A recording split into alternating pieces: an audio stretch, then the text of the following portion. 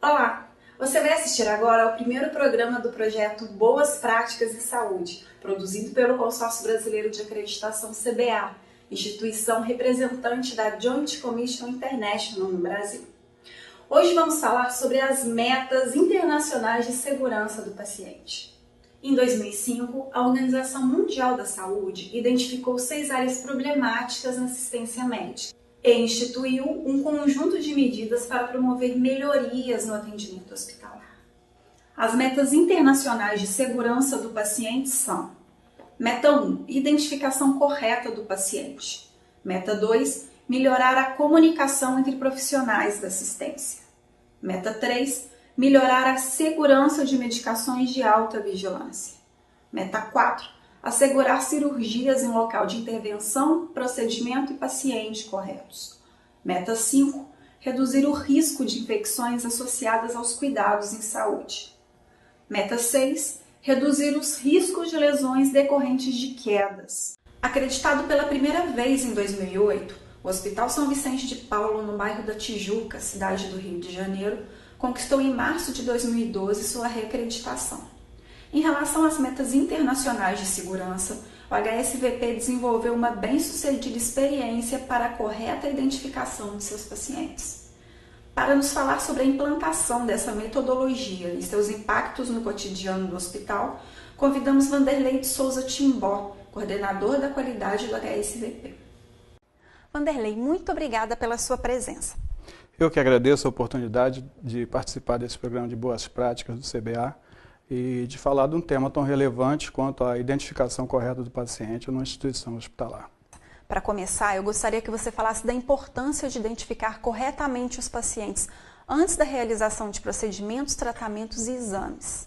Essa identificação prévia é importante para que você se assegure de que aquele medicamento que está sendo administrado, um procedimento que está sendo realizado, um exame que vai ser realizado, ou até mesmo uma transferência interna do paciente, foi exatamente prescrito e está sendo feita naquele paciente correto.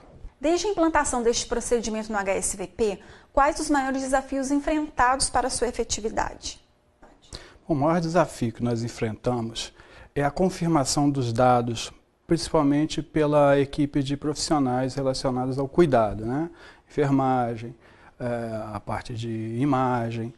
Essa confirmação de dados é um procedimento que a gente tem que estar sempre acompanhando, porque é comportamental e exige que nós estejamos alerta o tempo todo quanto ao cumprimento desse procedimento. No Hospital São Vicente de Paulo, quais são as formas padronizadas para a identificação de pacientes?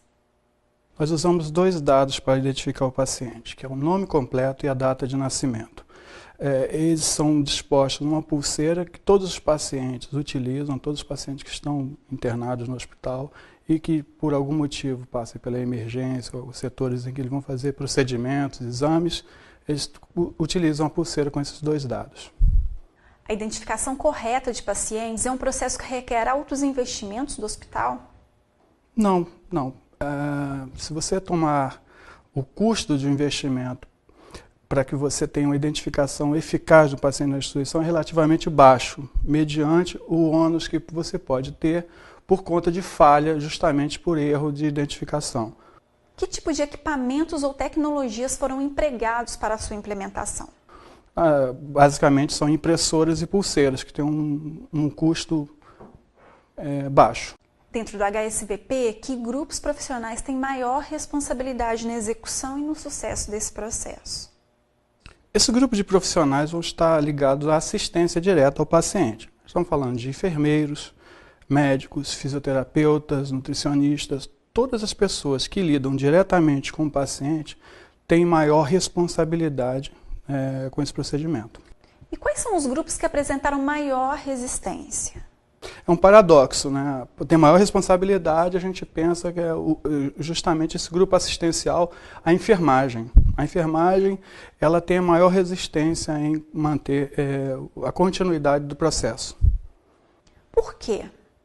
Por conta de que o grupo de enfermagem lida diretamente com o paciente. É o grupo profissional que mais está próximo ao paciente. Ele tem aquela falsa segurança de que ele tem a certeza absoluta de que este paciente é o que tem a medicação ou o procedimento prescrito. E às vezes isso não é verdade. É nesse momento que ocorrem as falhas. Então, temos o grupo que tem um interesse em que a falha não ocorra, mas que é o que tem maior resistência. Por quê? Bom, porque são alguns motivos. Um é a situação, a obviedade. É óbvio que este paciente é este paciente. E por conta de confiar na obviedade, ocorrem as falhas.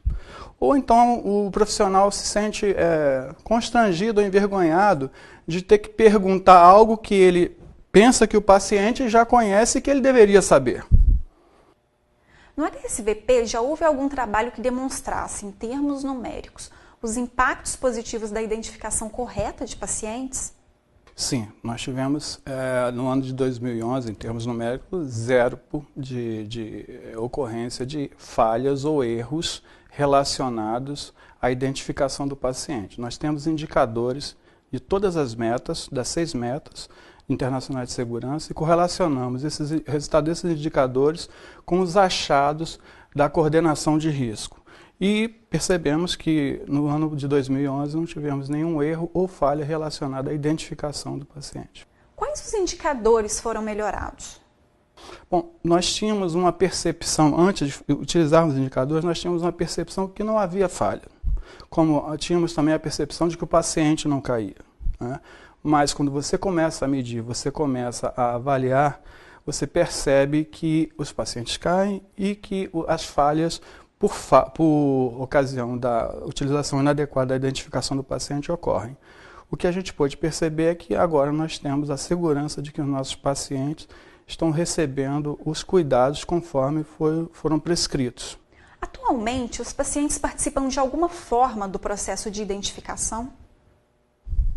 O paciente hoje está mais consciente de que a identificação correta dele dentro de uma instituição gera mais segurança para o tratamento e para ele mesmo durante o período em que ele estiver internado na instituição hospitalar. Eles são incentivados a isso, então? Sim, eles são incentivados. Eles são informados do porquê. Às vezes, por vezes ocorre que o paciente ele questiona: por que eu tenho que usar pulseira? Quando a gente explica o porquê, que aquilo está voltado para a segurança dele, a adesão é imediata. Muito obrigada. O Hospital do Câncer HC2, localizado na zona central do Rio de Janeiro, é uma unidade hospitalar do Instituto Nacional do Câncer, o INCA, responsável pelo atendimento a adultos com diagnóstico de câncer ginecológico, melanoma e sarcoma. Em 2009, a unidade recebeu o selo internacional de acreditação e em 2012 foi reacreditada. Hoje, com 7 andares e 84 leitos, o HC2 mantém uma equipe de 490 colaboradores. Em relação às metas internacionais de segurança, a instituição obteve destaque na implantação de um programa para assegurar cirurgias em local de intervenção, procedimento e pacientes corretos. Para nos falar sobre a implantação dessa metodologia e seus impactos no cotidiano do hospital, convidamos Marcela Vasconcelos, diretora médica do HC2. Doutora Marcela, muito obrigada pela sua presença. Eu que agradeço a oportunidade de participar desse programa de boas práticas em saúde do Consórcio Brasileiro de Acreditação. Gostaria que você nos contasse como foi a implantação e como funcionam os protocolos desse programa para assegurar cirurgias seguras no HC2.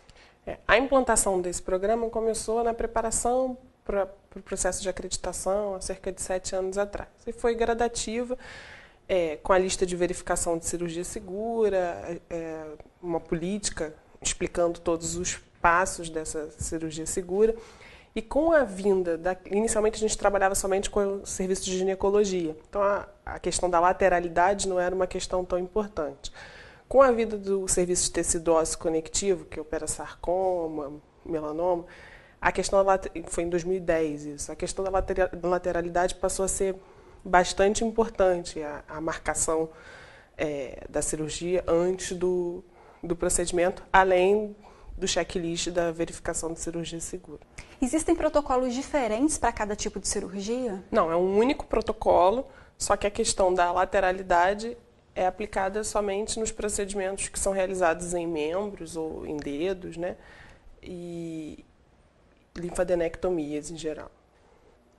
Doutora, o que foi feito para conscientizar e mobilizar toda a equipe, principalmente a equipe médica?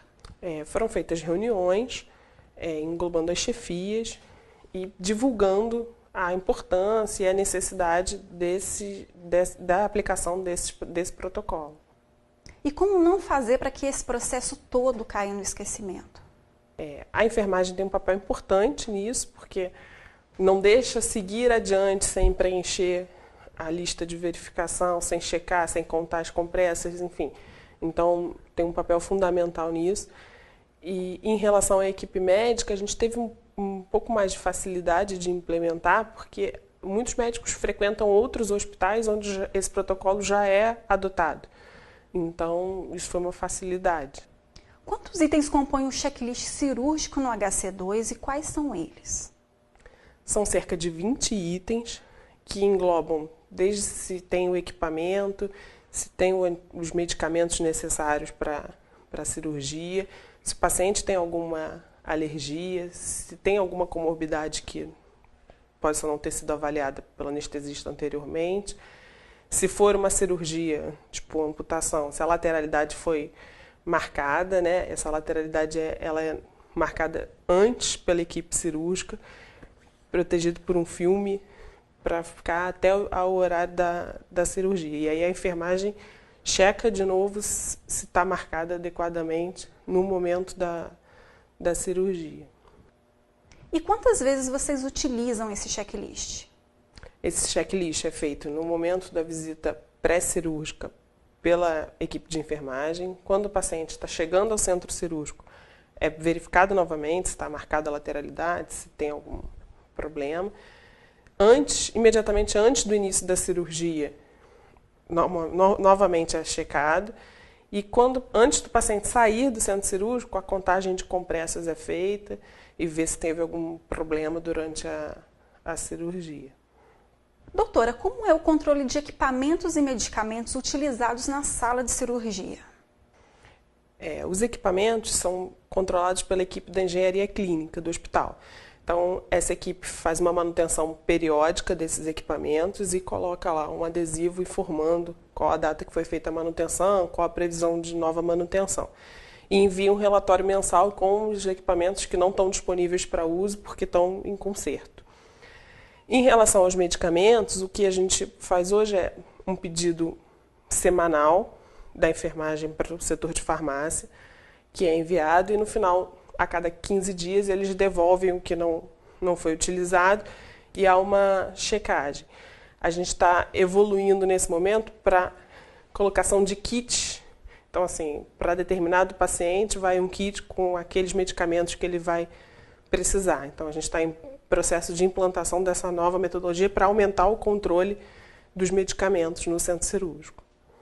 Quais os padrões de segurança adotados e os resultados obtidos? O principal padrão em relação à lateralidade é no ambulatório, é feita a marcação cirúrgica pela equipe que vai operar o paciente, com uma caneta que não sai, com um filme plástico protegendo, e um paciente acordado, lúcido, né? E isso é checado depois, no momento anterior à cirurgia. E nessa listagem de verificação de cirurgia segura, tem todos os itens, desde se o equipamento está funcionando, até se tem o antibiótico profilático que vai ser feito. Então, dessa forma, a gente espera que não tenha. Em 2011 não tivemos nenhum problema. Os problemas que a gente teve de marcação de lateralidade foi assim, era para marcar um X, aí marcaram um círculo. Mas nada que comprometesse, de fato, o resultado cirúrgico. Doutora, como são revistos os protocolos padrões referentes a essa meta de segurança no HC2? Então, por exemplo, nesse caso que eu falei, que foi marcado um círculo, a gente reuniu toda a equipe, reviu todo o protocolo, para que todos relembrassem, né, quais eram o que estava descrito ali e que, novamente, aquilo entrasse na linha. Em relação ao próprio checklist, a gente viu que havia necessidade de fazer uma modificação, porque, por exemplo, em algumas cirurgias não era aplicável ter lá no checklist determinado equipamento. Então, a gente botou um item lá, não aplicável, porque aí as pessoas não estavam preenchendo, porque, na verdade, era não aplicável. Então, a gente fez uma pequena modificação no checklist. Isso é revisado ou quando a gente tem algum problema, ou periodicamente, mais ou menos anual. Doutora, muito obrigada pela sua entrevista. Eu que agradeço a oportunidade de compartilhar as práticas lá do hospital.